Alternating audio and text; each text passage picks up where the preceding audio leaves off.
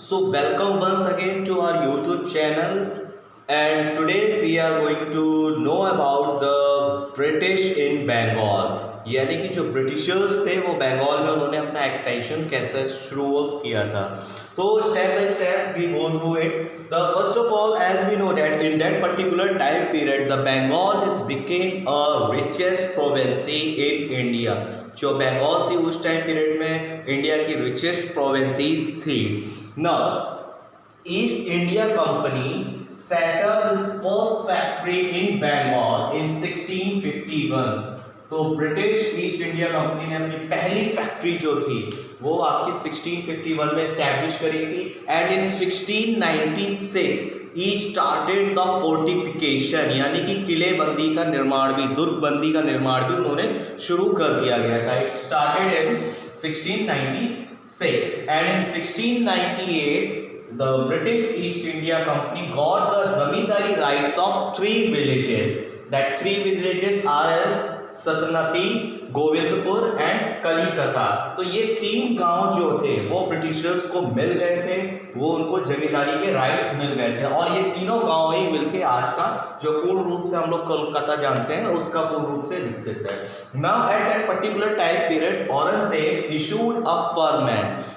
औरंगजेब ने उन्हें शाही फरमान दे दिया था that the East India Company carry out the free trade. British East India Company उस टाइम पे अपना ट्रेड जो है वो फ्री कर सकते थे। इट मीन्स जैसे कि उन्हें जो ट्रेडिंग के टाइम पे जो ड्यूटीज देनी पड़ती थी वो नहीं देनी पड़ती।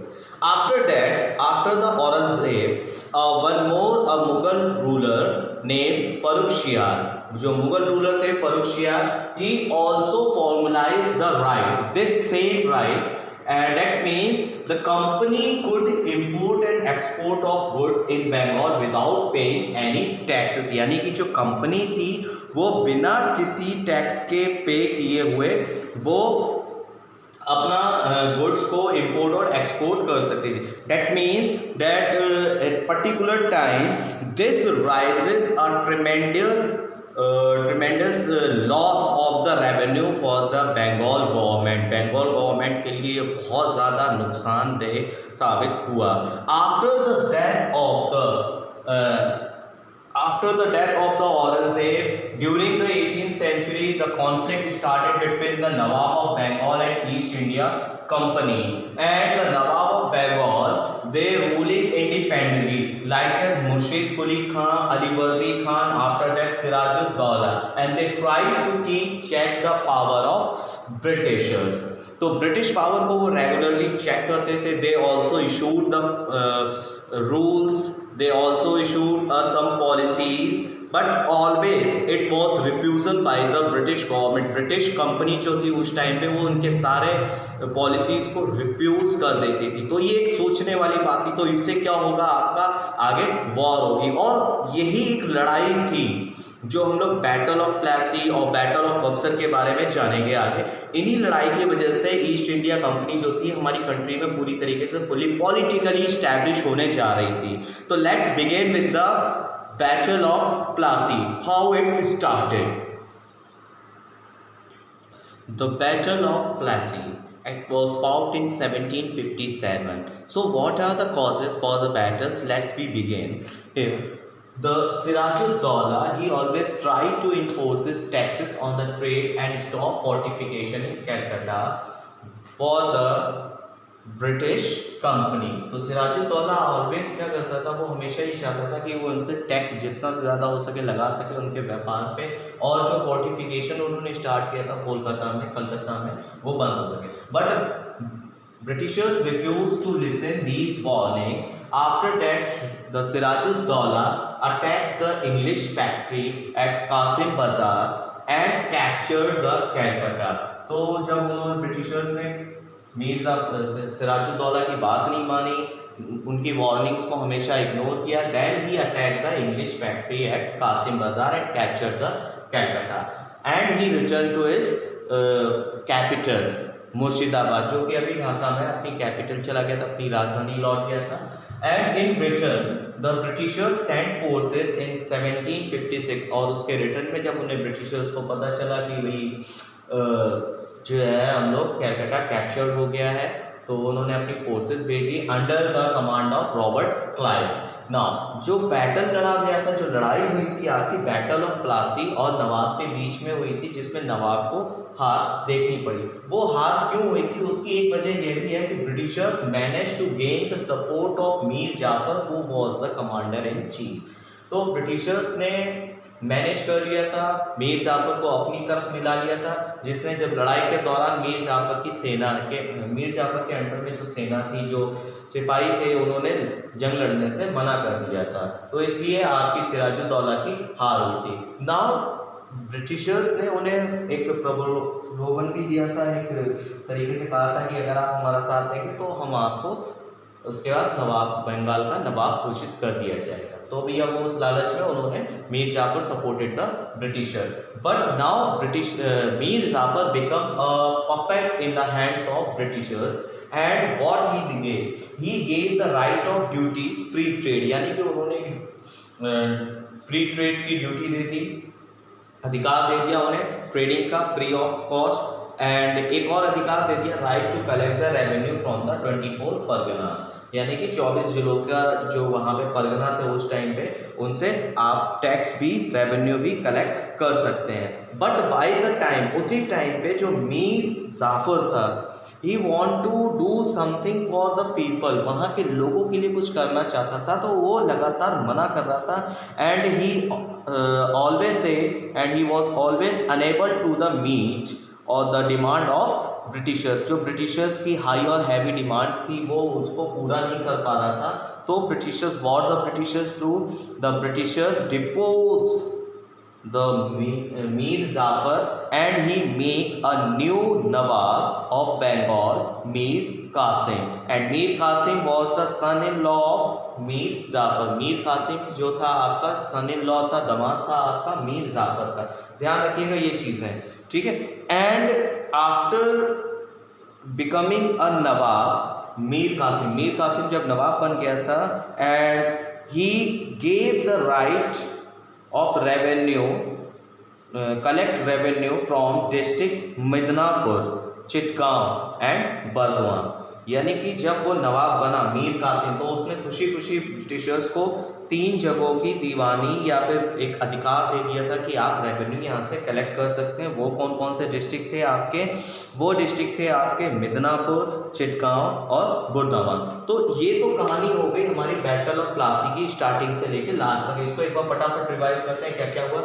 सिराजुद्दौला ने इम्पोज किया था टैक्सेस, जिसके बदले में ब्रिटिशर्स हमेशा इग्नोर करते थे, फोर्टिफिकेशन उन्होंने नहीं रोका था, इसकी वजह से मीर जाफर ने अटैक किया आपको, Siraj-ud-Daulah attack on the Qasim Bazar and captured the Calcutta. In return, Britishers sent their forces 1756 under the command of Robert Clive, and after that a battle was fought in a Plassey and Nawab force defeated, and British managed to gain the support of Mir Jafar, and Mir Jafar became the new Nawab of Bengal, and he became a puppet in the hand of British, and he gave the right to duty free trade and right to collect revenue from the 24 Parganas. So after that, when he was unable to meet the high demand of the Britishers, then Britishers deposed the Mir Jafar, and he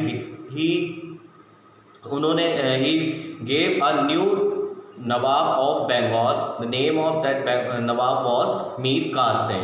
तो मीर कासिम ने भी खुश होकर 3 जगह के उनको revenue collect करने का अधिकार दे दिए थे। वो आपके इस प्रकार से हैं, मिदनापुर, चिटगांव एंड बर्दवान। तो after that one more war is there, that was Buxar, the battle of Buxar, जिसके उस लड़ाई के बाद ये क्लियर हो गया था कि ब्रिटिशर्स ने पॉलिटिकली इंडिया के ऊपर अधिकार कर लिया था इन द बंगाल रीजन।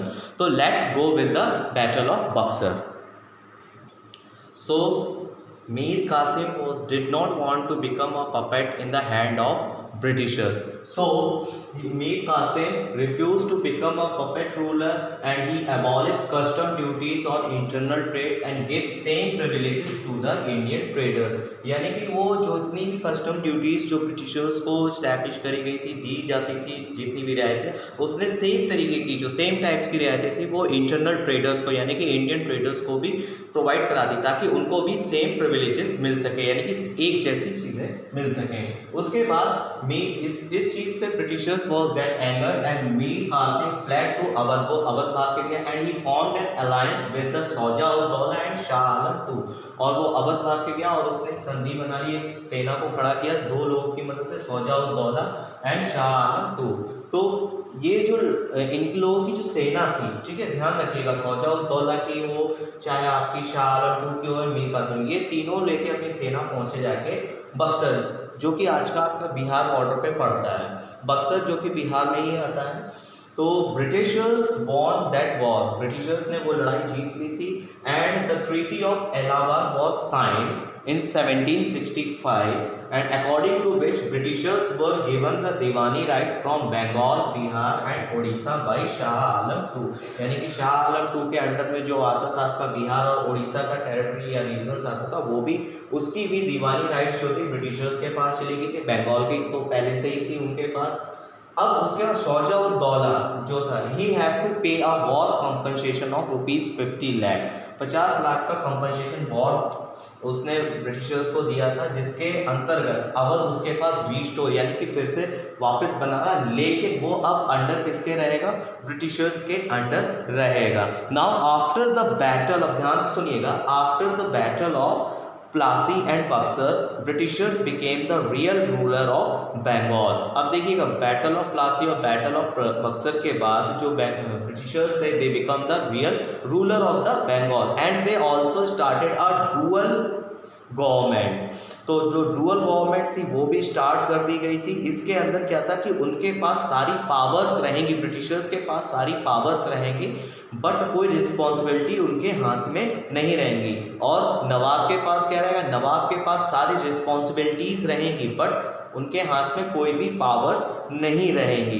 तो एक फैमाइन स्ट्रक हुआ बंगाल में, यानी कि एक त्रासदी हुई 1770 में, भुखमरी की, जिसमें एटलीस्ट 1/3 जो पॉपुलेशन थी वो पूरी तरीके से बंगाल की ख़त्म हो गई थी। तो ये जो सिस्टम था, डुअल गवर्नमेंट सिस्टम जो था, ये आपका 1772 तक रहा। ध्यान रखिएगा, 1770 में फैमाइन आया था और जो डुअल सिस्टम रहा वो आपका 1772 तक रहा। उसके बाद ये सिस्टम पूरी तरीके से ख़त्म कर दिया गया, और किसके थ्रू ख़त्म हुआ था, Warren Hasting the governor general at that time brought Bengal under the direct control of British East India Company and Calcutta made capital। यानी कि वैरन हेस्टिंग जब गवर्नर जनरल बन के कैलकाटा में आए, उन्होंने डुअल गवर्नमेंट को, जो डुअल गवर्नमेंट चल रहा था कि जिसमें ब्रिटिशर्स के पास सारी पावर्स रहेंगी लेकिन कोई रिस्पॉन्सिबिलिटी नहीं रहेंगी, तो वो चीज़ को उन्होंने ख़त्म कर दिया था एक तरीके से। और उन्होंने क्या कहा था कि वो डायरेक्ट जो रूल है, यानी कि अब कोई राजा के ऊपर रिस्पॉन्सिबिलिटी नहीं, सारी responsibility British East India company की रहेगी। तो इससे क्या हुआ, बंगाल और उसके जो आसपास के जो रीजन थे वो डायरेक्ट कंट्रोल में आ गए आपके किसके, ब्रिटिश ईस्ट इंडिया कंपनी के अंडर में आ गए, और उन्होंने कैलकाटा को अपना कैपिटल स्टैब्लिश कर दिया। So guys, this was about the today's lecture. Once more again I am going to tell you about that if you are new in this channel, please go and subscribe the channel and press the icon bell so that you got the further videos information recently, एकदम से अचानक से आपको notification भी मिल जाए। और मोर share this video, इस video को जितना ज़्यादा शेयर कर सकते हो शेयर जरूर करिएगा guys. Okay, thank you for watching this channel.